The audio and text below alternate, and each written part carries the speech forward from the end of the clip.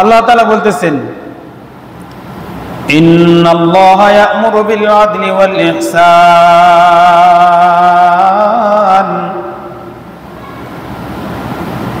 ইন্নাল্লাহা ইয়া'মুরু বিল আদলি ওয়াল ইহসান ওয়া ইতা'i যিল কুরবা ওয়া ইয়ানহা আনিল ফাহশাই ওয়াল মুনকার।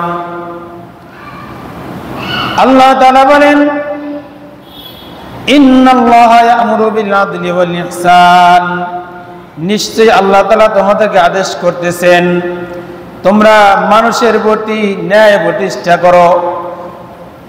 মানুষের প্রতি কি করো? তোমরা ন্যায় প্রতিষ্ঠা করো, ন্যায় বিচার করো, ন্যায় প্রতিষ্ঠা করো।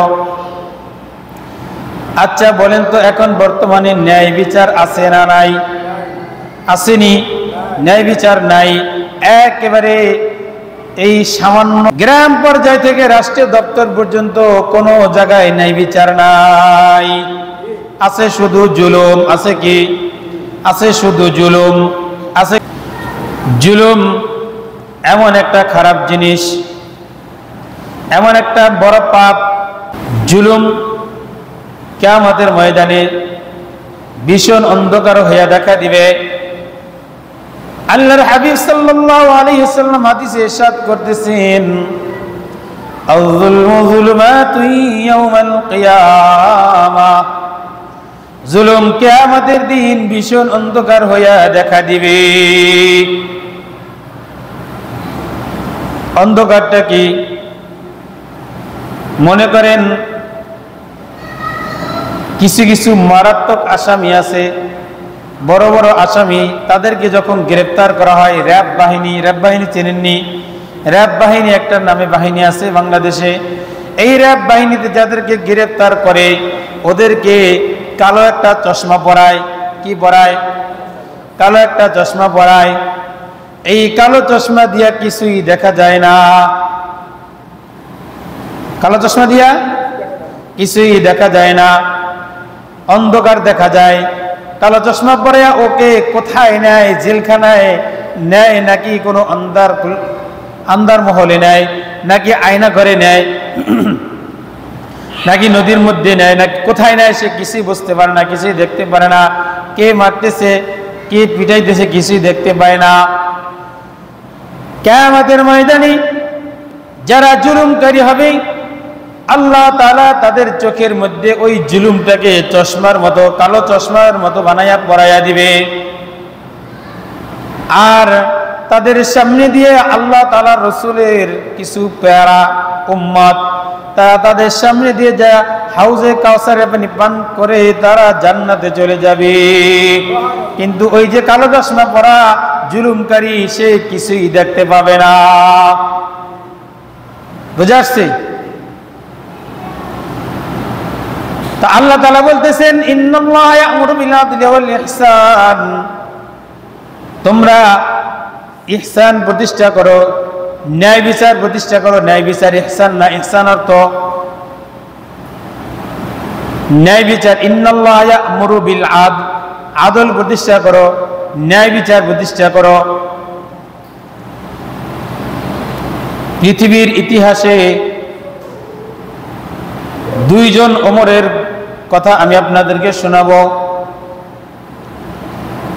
একজন হলো ওমর ইবনে আব্দুল আজিজ রাহমাতুল্লাহি আলাইহি, আর একজন হলো ওমর বিন খাত্তাব রাদিয়াল্লাহু তাআলা আনহু।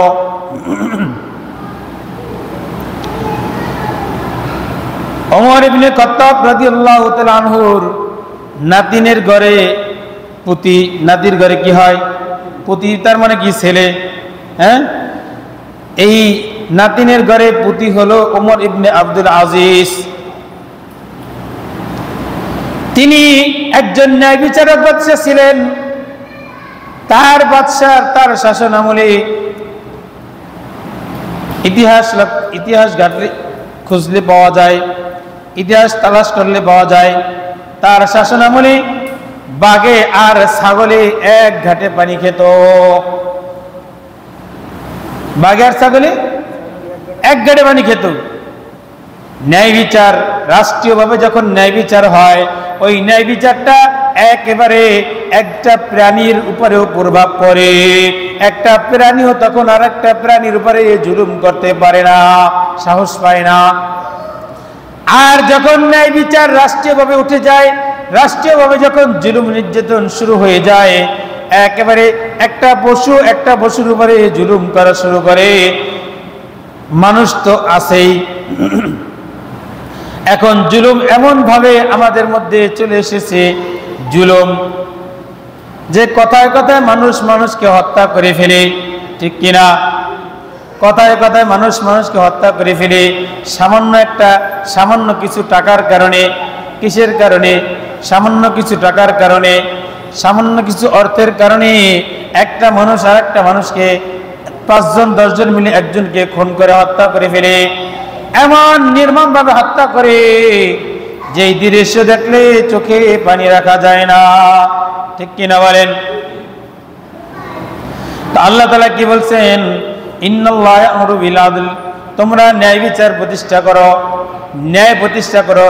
সব জায়গায় ন্যায় প্রতিষ্ঠা করতে হবে, রাষ্ট্রীয়ভাবে, একেবারে রাষ্ট্রীয়ভাবে থেকে শুরু করে নিয়ে গ্রাম পর্যায়ে ফ্যামিলি, আপনি আপনার ফ্যামিলি মেম্বার, আপনার ফ্যামিলিতে যতজন সদস্য আছে, 5 জন থাক 8 জন থাক, এই প্রত্যেকটা সদস্যের উপরে আপনাকে ন্যায় বিচার প্রতিষ্ঠা করতে হবে।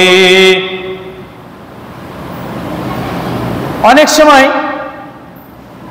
দেখা যায় যে বাবাও সন্তানদের প্রতি ন্যায় বিচার করতে গিয়ে কি অন্যায় করে ফেলে, ন্যায় বিচার করতে পারে না,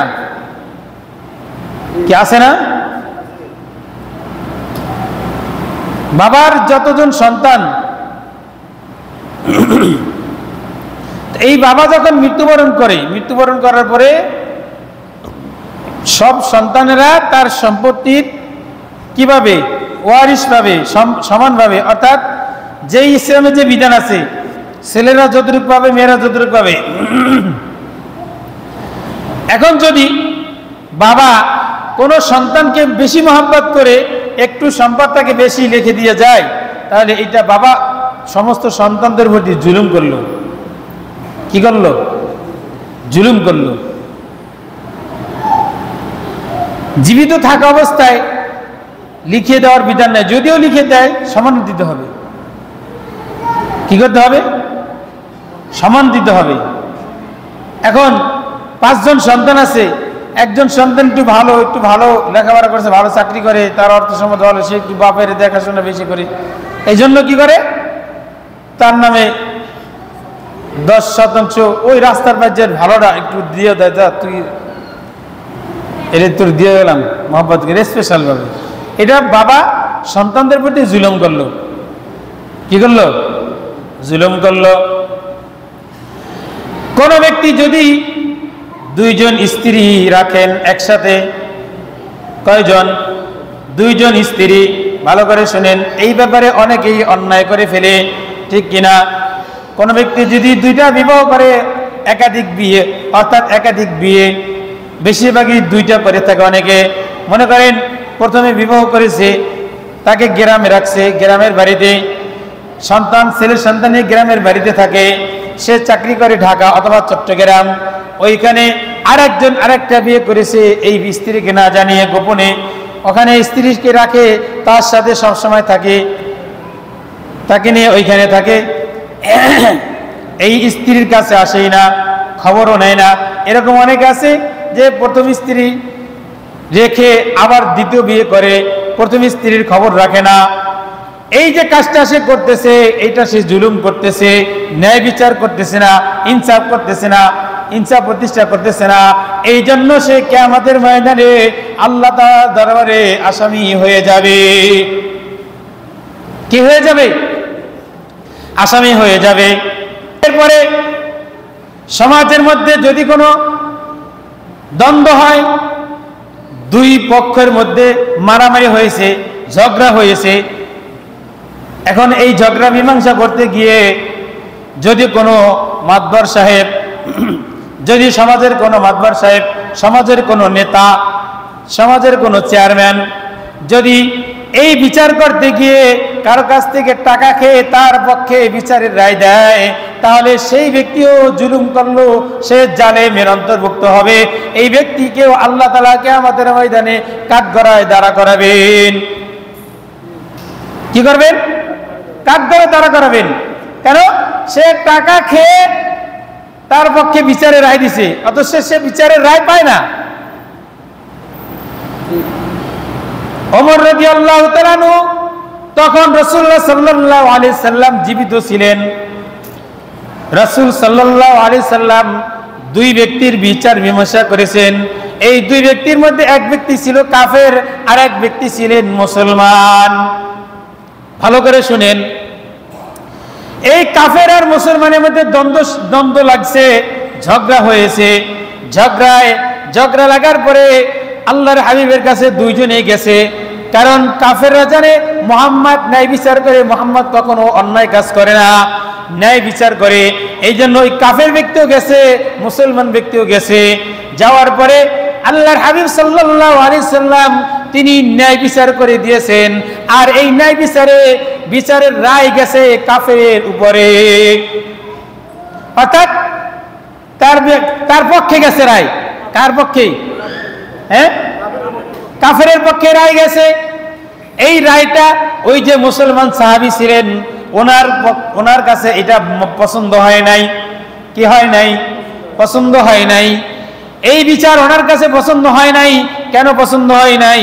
উনি মনে করতেছে আমি তো মুসলমান, কেন আল্লাহর হাবিব আমার পক্ষে রায়টা দিলেন না? এই জন্য সে কি করেছে, আবার সে ওমর রাদিয়াল্লাহু তাআলা আনহুর কাছে গেছে। কি করছে? ওমর রাদিয়াল্লাহু তাআলা আনহুর কাছে গেছে বিচারের রায় চাওয়ার জন্য। ওমর রাদিয়াল্লাহু তাআলা আনহুর কাছে গিয়ে বলতেছেন, হে ভাই ওমর, আমি তো আমার সাথে এরকম দ্বন্দ্ব হয়েছে, তোর আল্লাহর হাবিবের কাছে গিয়েছিলাম, আল্লাহ রাসূল সাল্লাল্লাহু আলাইহি সাল্লাম তিনি তো ওনার পক্ষে রায়টা দিয়ে গেছে, তুমি একটু বিচারটা করে দাও। ওমর রাদিয়াল্লাহু তাআলা আনহু বলেছেন, তুমি একটু বসো, আমি একটু ঘরের ভিতর থেকে আসি। ওমর রাদিয়াল্লাহু তাআলা আনহু তিনি মনে মনে বলতেছেন যে আল্লাহর হাবিব সাল্লাল্লাহু আলাইহি সাল্লাম যেখানে বিচার করে দিয়েছে সেই বিচার তোমার কাছে পছন্দ হয় নাই, তুমি আসছো আমার কাছে বিচার চাওয়ার জন্য, আমি তোমাকে একেবারে বিচার করে দিব। ওমর রাদিয়াল্লাহু তাআলা আনহু ঘরের ভিতরে গিয়ে তরবারিটা খাপের ভিতর থেকে বের করে নিয়ে এসে ওই যে মুসলমান সাহাবী এক কোপ দিয়া তার গর্দান থেকে তার মাথাটা নামাইয়া দিয়েছেন। কেন দিয়েছেন? কেন দিয়েছেন? সে আল্লাহর হাবিবের বিচার মানে নাই, সে ন্যায় বিচার মানে নাই। আল্লাহর হাবিব কি করেছেন? ন্যায় বিচার করেছেন। আল্লাহর হাবিব সাল্লাল্লাহু আলাইহি সাল্লাম কোনদিন কারো সাথে জুলুম করেন নাই। এক সাহাবীকে আল্লাহর হাবিব সাল্লাল্লাহু আলাইহি সাল্লাম এই লাঠি দিয়ে একবার একটু খোঁচা দিয়া তাকে একটু ঘুরতে বলেছিলেন। যখন এই কাজ করেছেন সাথে সাথে ওই সাহাবী বলতেছেন, ইয়া রাসূলুল্লাহ, আমি একটু ব্যথা পেয়েছি। সাহাবী ছিল অনেক চালাক। সাহাবী মনে মনে বলতেছে আমি এই তো সুযোগ পেয়েছি, এই সুযোগ আর হাতছাড়া করা যায় না। সাহাবী বলতেছেন, ইয়া রাসূলুল্লাহ, আমি ব্যথা পেয়েছি। আল্লাহর হাবিব সাল্লাল্লাহু আলাইহি সাল্লাম বলতেছেন, ও সাহাবী, এই নাও, আমি জামা খুলে দিলাম, তুমি তো জামা খোলা ছিলে, তোমার গায়ে কোনো কাপড় ছিল না, এই যে আমার চাদর আমি উঠাই দিলাম, এই নাও লাঠি, আমি তোমাকে যতটুক জোরে আঘাত করেছি, যতটুক ব্যথা দিয়েছি, তুমি ততটুক আঘাত আমার শরীরের মধ্যে করো। সাহাবী বলতেছেন, সাহাবীর সাথে সাথে লাঠিটা ফেলে দিয়ে আল্লাহর হাবিব সাল্লাল্লাহু আলাইহি সাল্লামের শরীরের সাথে তার শরীরটা একটু ঘষে একটু আলিঙ্গন করে বলতেছেন, ইয়া রাসূলুল্লাহ, ইয়া হাবিবাল্লাহ, আমি অনেক দিন থেকে চেষ্টা করেছি, অনেক দিন থেকে আমি আশা করে রেখেছি যে আমার কোন আমল যদি আল্লাহর দরবারে কবুল না হয়, আমি যে কোনো একটা উসিলা আমি তালাশ করতেছি, আজকে আমি উসিলা পেয়ে গেছি।